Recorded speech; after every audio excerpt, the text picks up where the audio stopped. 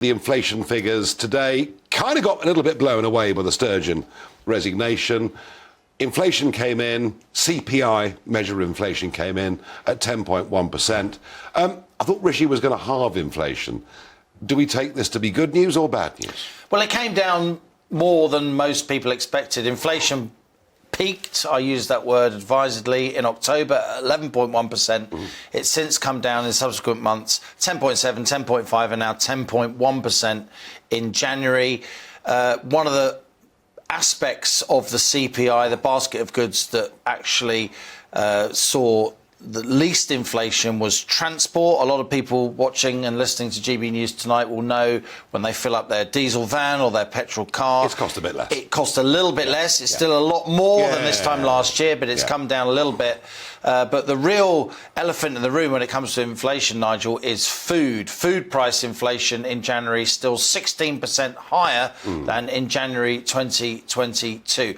I do think Rishi Sunak's going to get his pledge of halving inflation by the end of the year. I do think inflation will be 4 or 5% by the end of the year, but it won't really be to do with anything that the government does. It was happening anyway. It's happening anyway because when you have big spikes in prices, a year later, those spikes fall out of the system and inflation kind of arithmetically falls anyway. It's going to be much harder, Nigel, to get inflation down from 4 or 5%, where it's likely to be at the end of this year, down to 1 or 2%, which after all is the Bank of England's target. That is going to be tough, not least because there's still a lot of wage inflation out there, as we saw from the figures yesterday. And instability still in Ukraine, etc. Absolutely. So we don't know the impact on energy. Liam, an even bigger debate really that's going on than inflation, I think, is the budget's coming up on March the 15th. There is, businesses, isn't it funny? The government was criticised for cutting taxes too much. Now they're being criticised for raising taxes too much.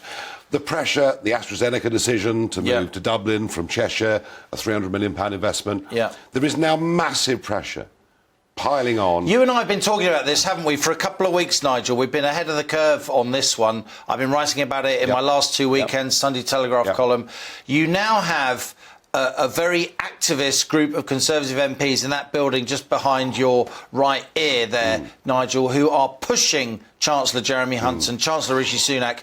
What is the point, they are saying, of raising corporation tax from 19 to 25% when businesses are already being hammered? I'm not talking about the big businesses. I'm talking about the small and medium-sized enterprises that employ half our people and account for the majority of our growth here in the UK.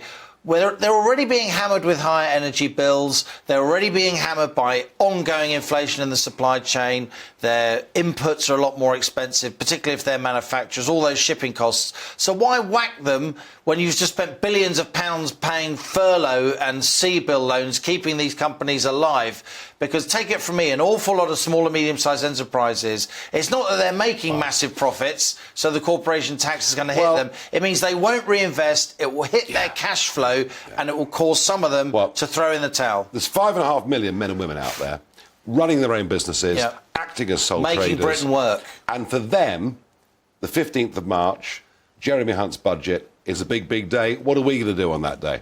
Well, on that day, I'm going to be in the GB News studio in Paddington, talking about the budget throughout the day. I'll be presenting the budget programme along with colleagues as we hear from Jeremy Hunt. But then in the evening, I'm joining you, Nigel, in Doncaster. We're going on the road. We're doing a Farage at Large up there in David Miliband's seat. Absolutely.